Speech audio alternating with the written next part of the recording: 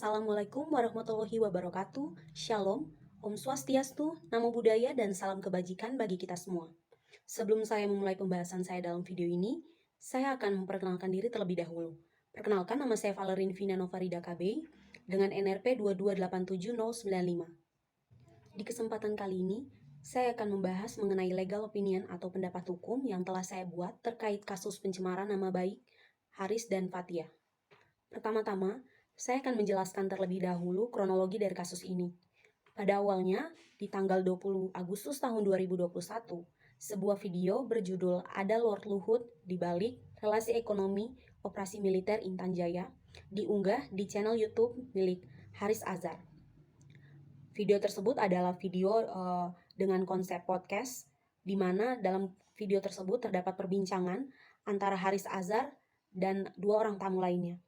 Dua orang tamu itu adalah Fathia Maulidianti dari Kontras dan Owi dari Walhi Papua.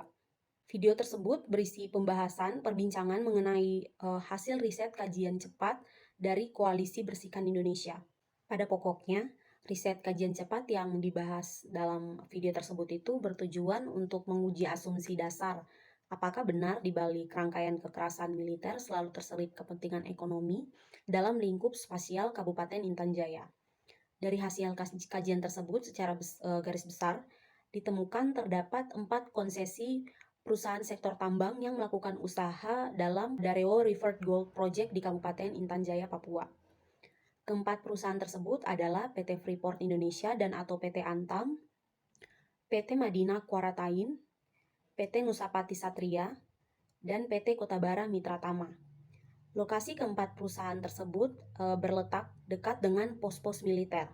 Setelah ditelusuri, ternyata 2 di antara 4 perusahaan tambang tersebut punya hubungan militer, yaitu PT Freeport Indonesia dan atau PT Antam dan PT Madinah Quarantine.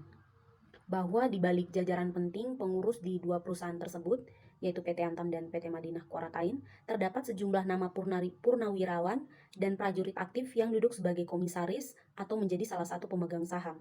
Purnawirawan atau prajurit militer aktif yang dimaksud dalam hal ini adalah yang pertama ada purnawirawan polisi yaitu Rudiar Tampu-Bolon sebagai komisaris di PT Madinah Quarantine.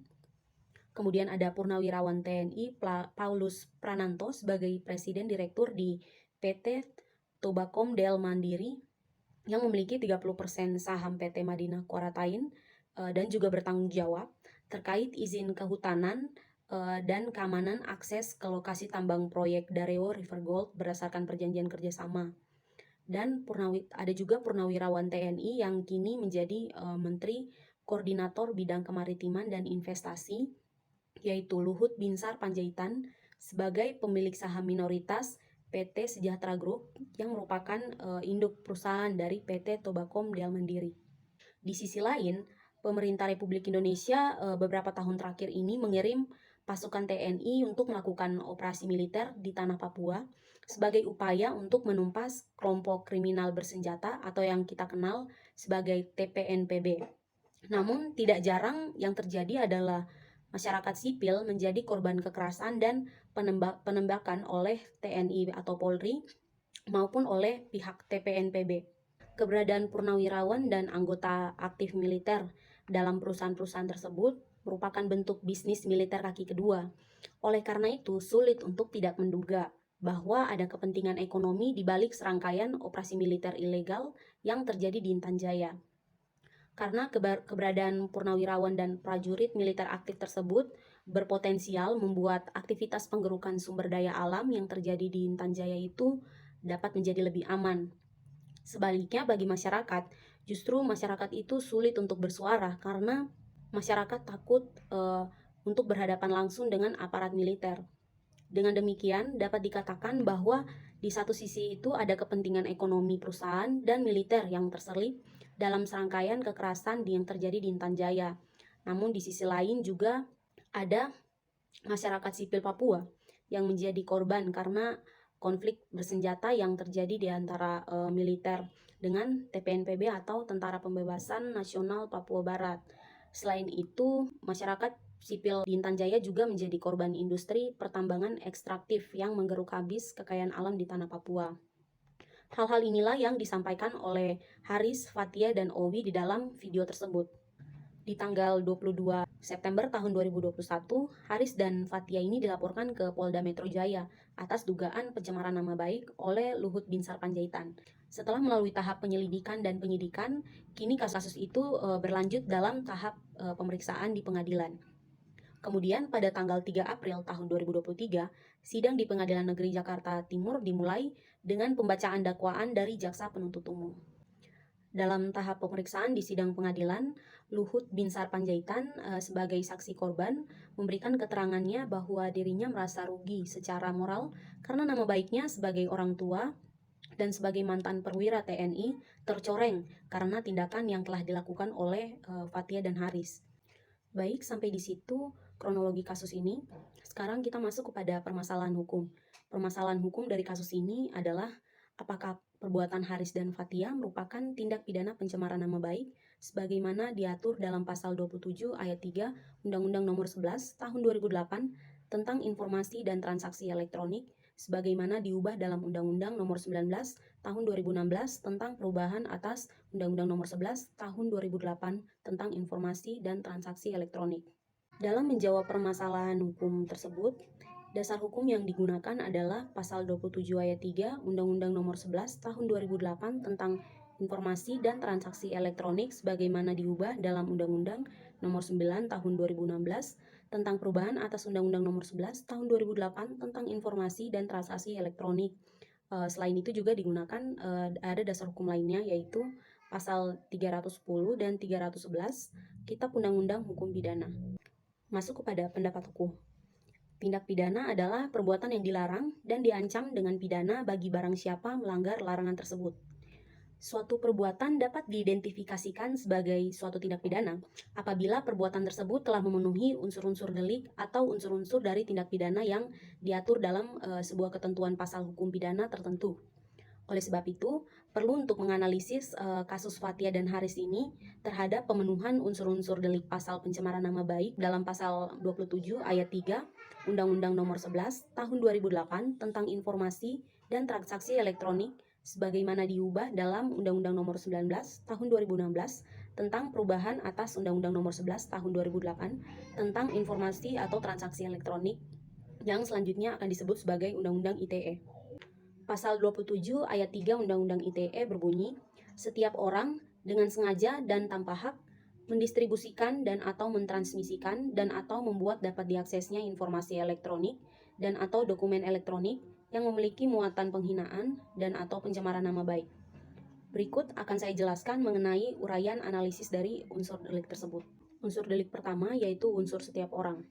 Berdasarkan pasal 1 angka 21 Undang-Undang ITE, disebutkan bahwa orang adalah orang perseorangan baik warga negara Indonesia, warga negara asing maupun badan hukum. Orang dalam kasus ini adalah Fathia dan Haris yang masing-masing adalah perseorangan. Dengan begitu unsur setiap orang telah terpenuhi. Kemudian unsur berikutnya yaitu unsur dengan sengaja dan tanpa hak. Unsur sengaja dalam hal ini berkaitan dengan kehendak pelaku, bahwa perbuatan pelaku itu dikehendaki dan dimaksudkan. Tanpa hak itu merujuk pada perbuatan melanggar hukum. Artinya pelaku mengetahui bahwa tindakannya itu melanggar hukum dan pelaku menghendakinya dan memiliki maksud. Berkaitan dengan unsur ini, melihat pada pedoman implementasi atas pasal tertentu dalam Undang-Undang ITE, disebutkan bahwa sesuai pertimbangan dalam dalam putusan Mahkamah Konstitusi nomor 50 garing PUU 6 garing 2008, fokus pemidanaan dalam pasal 27 ayat 3 Undang-Undang ITE itu bukan dititik beratkan pada perasaan korban, melainkan pada perbuatan pelaku yang dilakukan secara sengaja atau dolus dengan maksud mendistribusikan atau mentransmisikan atau membuat dapat diaksesnya informasi yang muatannya menyerang kehormatan seseorang dengan menuduhkan sesuatu hal supaya diketahui umum. Dalam kasus ini, perbuatan Haris dan Fathia mengunggah video YouTube dilakukan secara sengaja dengan maksud agar orang banyak mengetahui hasil riset kajian cepat Koalisi Bersihkan Indonesia. Kajian tersebut berisi informasi terkait adanya kepentingan ekonomi, perusahaan, dan militer yang terselip dari serangkaian tindakan kekerasan di Intan Jaya yang menjadikan masyarakat Papua itu sebagai korban. Dengan demikian, unsur sengaja dan tanpa hak itu tidak terpenuhi. Kemudian ada unsur selanjutnya, unsur ketiga, yaitu unsur mendistribusikan dan atau mentransmisikan dan atau membuat dapat diakses. Dalam unsur ini terkandung unsur lainnya, yaitu supaya dapat diketahui umum, sebagaimana harus dipenuhi dalam dalam unsur pokok yang terdapat dalam pasal 310 dan pasal 311 KUHP yang menjadi rujukan pasal ini. Kriteria supaya diketahui umum dapat dipersamakan dengan agar diketahui publik dan dapat berupa unggahan pada akun sosial media dengan pengaturan bisa diakses publik, unggahan konten, atau menyiarkan segala sesuatu pada aplikasi grup percakapan dengan sifat grup terbuka, di mana siapapun bisa bergabung dalam grup percakapan, serta lalu lintas isi atau informasi tidak ada yang mengendalikan. Artinya siapapun bisa upload dan berbagi atau share keluar, atau dengan kata lain tanpa adanya moderasi tertentu, atau dengan kata lain adalah open group. Dalam kasus ini, perbuatan Haris dan Fathia mengunggah video melalui perangkat lunak YouTube agar diketahui orang banyak. Dengan demikian, unsur mendistribusikan dan atau mentransmisikan dan atau membuat dapat diakses telah terpenuhi. Kemudian unsur yang keempat, yaitu memiliki muatan penghinaan dan atau pencemaran nama baik. Penjelasan pasal 27 Undang-Undang ITE menyatakan bahwa ketentuan pada ayat ini mengacu pada ketentuan pencemaran nama baik dan atau fitnah yang diatur dalam Kitab Undang-Undang Hukum Pidana atau KUHP. Melihat pada ketentuan KUHP, pencemaran nama baik yang diatur dalam pasal 310 KUHP adalah tindakan menyerang kehormatan seseorang dengan menuduh sesuatu hal agar diketahui umum. Sedangkan fitnah yang diatur dalam pasal 311 KUHP adalah tindakan menuduh seseorang yang tuduhannya diketahui tidak benar oleh pelaku. Menuduh, menurut Kamus Besar Bahasa Indonesia, adalah menunjuk dan mengatakan bahwa seseorang berbuat kurang baik. Dalam kasus ini, muatan video yang diunggah di YouTube Haris Azhar adalah hasil riset kajian cepat Koalisi Bersihkan Indonesia. Kajian tersebut termasuk riset korelasional, yaitu riset yang dilakukan untuk menetapkan atau menemukan adanya suatu relationship atau hubungan antara dua atau lebih aspek dari satu situasi. Dalam hal ini, untuk menguji asumsi dasar apakah benar di balik setiap rangkaian kekerasan militer selalu terselip kepentingan ekonomi, perbuatan Haris dan Fathia tidak memenuhi unsur pencemaran nama baik seperti yang diatur dalam pasal 310 KUHP, karena bila ditelisik lebih lanjut, muatan video dalam kasus ini tidak berisi tuduhan secara jelas kepada Luhut Binsar Panjaitan, sebab keduanya, yaitu Haris dan Fathia, hanya menyatakan adanya potensi campur tangan para purnawirawan dan prajurit TNI, termasuk dalam hal ini Luhut Binsar Panjaitan, atas konsesi usaha tambang. Karena para purnawirawan dan prajurit TNI ini memiliki hubungan dengan perusahaan-perusahaan tambang terkait. Kemudian perbuatan Haris dan Fathia juga tidak memenuhi pasal 311 KUHP karena hal yang dinyatakan di dalam video adalah terkait kemungkinan adanya campur tangan Luhut Binsar Panjaitan di balik konsesi perusahaan tambang emas di Intan Jaya belum diketahui kebenarannya atau faktanya oleh Haris dan Fathia. Sebab pembahasan tersebut sebenarnya adalah asumsi yang telah teruji melalui riset. Dengan demikian, unsur muatan penghinaan dan atau pencemaran nama baik tidak terpenuhi. Demikianlah uraian analisis unsur delik.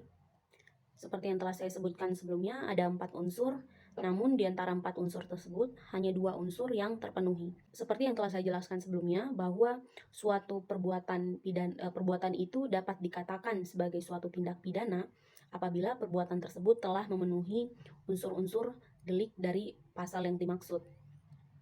Oleh sebab itu, sampailah kita kepada suatu kesimpulan bahwa perbuatan Haris dan Fathia adalah bukan suatu tindak pidana pencemaran nama baik sebagaimana diatur dalam pasal 27 ayat 3 Undang-Undang ITE.